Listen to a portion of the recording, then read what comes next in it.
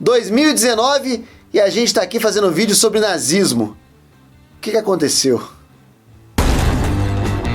Olá, sociedade Cosmopop, estamos de volta com mais uma coisa aqui no canal Quatro Coisas. Eu sou o Pablo Peixoto, o youtuber que mais trabalha no Brasil.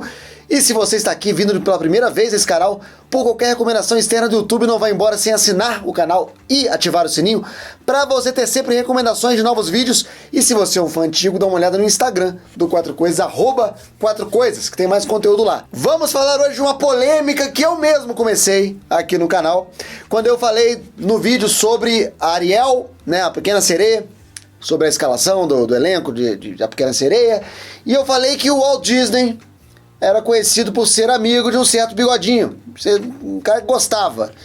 E os comentários explodiram, muita gente veio criticar e falar que eu estava sendo leviano, que o Walt Disney não era nazista, que o Walt Disney fez desenhos animados, inclusive, como propaganda pró-americana, e que eu usei uma imagem num desenho do Pato Donald, face de Hitler. Eu usei aquela imagem como uma forma de ilustrar o que eu tinha falado naquela hora, que pra mim ia passar batido, porque pra mim é um senso comum, sabe? Da Disney, Disney gostava do negócio ali. Vamos falar um pouco mais sobre esse assunto, porque eu acho que muita gente ficou em dúvida, e vamos falar um pouquinho sobre a relação entre Disney e o nazismo, como é que funcionava.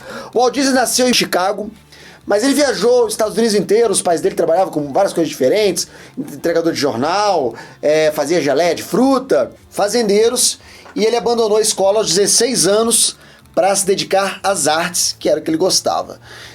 Depois, mais tarde, ele foi se alistar no exército, na Primeira Guerra Mundial, para servir na Cruz Vermelha, no corpo de ambulâncias, e ele chegou na Europa, assim, igual o Brasil chegou na Europa na Primeira Guerra, chegou na semana que acabou a guerra. Então ele ficou lá mais um tempo, foi dispensado e voltou para os Estados Unidos para ser cartunista. Ele foi trabalhar no Kansas como cartunista de jornal. A partir daí, ele começou a estudar mais desenho e tal, começou a se interessar muito por animação e lançou o desenho animado que vai virar a vida dele, que é o Steamboat Willie, que vai ser protagonizado por um certo ratinho muito famoso, que na época se chamava Mortimer Mouse, mas depois decidiu-se que Mickey Mouse seria um nome muito mais adequado, muito mais fácil de lembrar. Mickey Mouse, que foi dublado pelo Walt Disney até meados da década de 40. Ele fazia a voz do Mickey Mouse. A primeira palavra que o Mickey Mouse falou não podia ser mais americana: hot dog. A partir daí o Mickey virou um fenômeno, vendeu brinquedo, vendeu roupa e começou a virar um negócio gigantesco e um império. E aí o Walt Disney começou a tentar coisas mais ambiciosas, né? Filmes de longa-metragens animadas, como A Branca de Neve e Sete Anões. O cara ganhou 22 Oscars e foi indicado para 59 estatuetas. Então a carreira dele não foi pouca coisa não, meteórica. Nesse meio tempo, estoura a guerra. E é importante aqui a gente contextualizar historicamente e socialmente a Segunda Guerra. Quando os Estados Unidos tiveram a grande quebra da Bolsa, a coisa do capitalismo americano ficou meio desacreditada. E as pessoas começaram a olhar oportunidades. E a Alemanha nazista em ascensão, aquele poder impressionante da reconstrução alemã, ali nas mãos já do Adolf Hitler, se tornou para muitos americanos conservadores uma coisa muito interessante, porque era anticomunista, que era o medo da época, e era uma coisa que tinha controle social forte, e muitos americanos se tornaram não nazistas, quer dizer, alguns realmente eram nazistas, mas se tornaram simpatizantes do nazismo. Virou alguma coisa ali interessante. Além do mais, o antissemitismo também era forte nos Estados Unidos. O medo lá da conspiração judaica também existia nos Estados Unidos. Acontece que quando estourou a Segunda Guerra Mundial, em 41, 42, o Walt Disney fez filmes de propaganda contra o Estado alemão, o Reich. Ele fez filmes como esse do Pato Donald que a gente falou, esse, o Führer's Face, debochando da megalomania nazista, e também fez um filme muito, muito forte de animação que se chama Educação para a Morte, que tá no YouTube todinho, você pode dar uma olhada lá. É um filme muito forte, também totalmente antinazista. Então você fala, por que o Walt Disney era nazista se ele fez isso tudo? Não, o Walt Disney não era nazista, né? Era no máximo um simpatizante de algumas coisas ali que interessavam a ele. O Walt Disney, como muito conservador e um cara com uma fé no capitalismo incrível e muito forte, ele via em certos aspectos da Alemanha nazista algumas coisas interessantes que ele apoiava.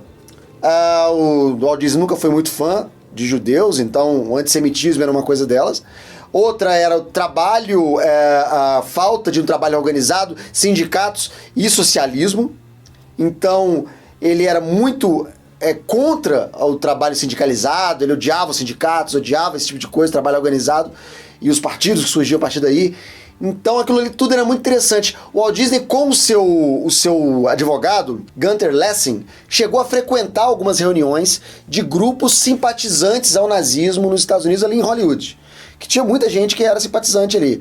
Que depois vai acabar no Partido Nazista Americano, mas não chegou a esse ponto. Ele tinha algumas ideias ali, ele acreditava que alguma coisa poderia ser aproveitada do que estava sendo feito na Alemanha. Que é o que eu falo, apesar de o Walt Disney criticar a Alemanha, criticar Hitler, ele nunca criticou o antissemitismo. Pelo contrário, dizem até que o Lobo Mau dos Três Porquinhos era visto como uma paródia do caixeiro viajante judeu. Além disso, ele convidou a Leni Riefenstahl aos Estados Unidos para promover o filme dela, Olímpia, sobre as Olimpíadas de Berlim. E a Leni Riefenstahl fez toda a comunicação visual do nazismo, né? Eram troféus da vitória do nazismo, do esplendor nazista e de toda a espanto que o mundo tinha com aquele poder que surgiu na Europa, que ninguém sabia direito o que estava fazendo. A questão do Holocausto era nem pensada, mas era uma coisa que as pessoas, saídas da Grande Depressão, ficavam impressionadas. Os alemães ficavam impressionados com aquilo. Pô, você tinha 1000% falando aqui, chutando, né?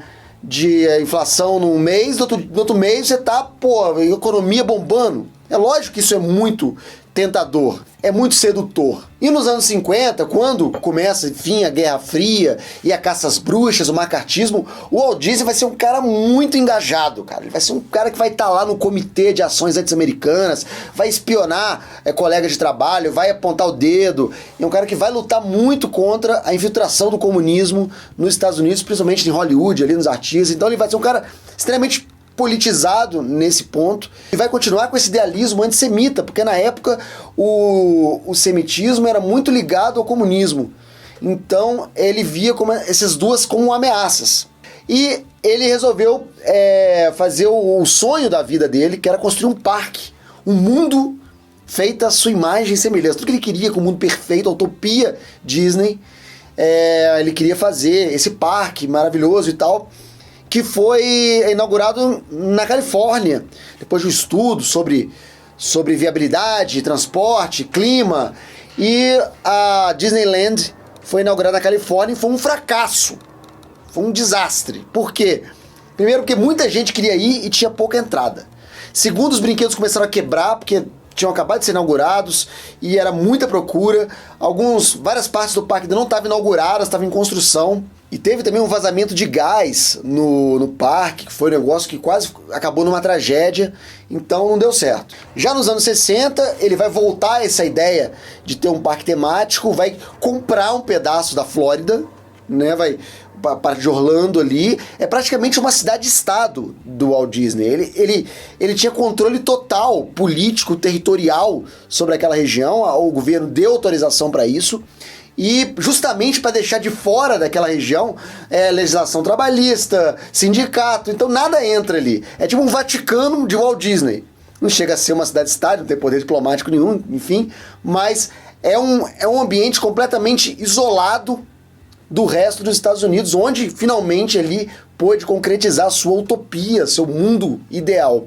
Um pouquinho depois, em 66, o Walt Disney vai ser diagnosticado com um câncer do pulmão e morreu um mês depois. E aí começa uma nova lenda, que é o Walt Disney congelou a própria cabeça e está sendo mantido em criogenia até hoje. Esse boato é fundamentado porque um mês depois que o Walt Disney morreu foi feito o primeiro experimento em criogenia nos Estados Unidos. Então dizem que é ele, mas não tem nada provado, não tem nada certo. Assim como não tem nada provado nenhuma ligação com o nazismo. Dizem que as visitas dele ao sindicato com o advogado dele foi para liberar os filmes dele na Alemanha. Dizem que a visita da Leni Riefenstahl não tem relação com nenhuma atividade de apoio ao nazismo em si, sim, artística, e ficou o negócio no ar. Na minha opinião, ele tinha alguns conceitos que ele via no nazismo, alguma ligação interessante, mas não era propriamente um nazista, ele não botava a suástica no braço e saía levantando o dedo, apesar do bigodinho dele também ser bastante pitoresco. Bom, foi uma visão aqui, o que eu consegui resgatar de pesquisa sobre o Walt Disney e o nazismo. Espero que tenham gostado, tirado algumas dúvidas de vocês. Podem comentar aqui embaixo se eu cometi alguma gafe aqui, falei alguma coisa errada. Podemos continuar conversando, não tem problema nenhum. Escreva aqui embaixo, o vídeo continua com a sua participação e voltamos amanhã com outro assunto da cultura pop aqui no 4 Coisas. Tchau!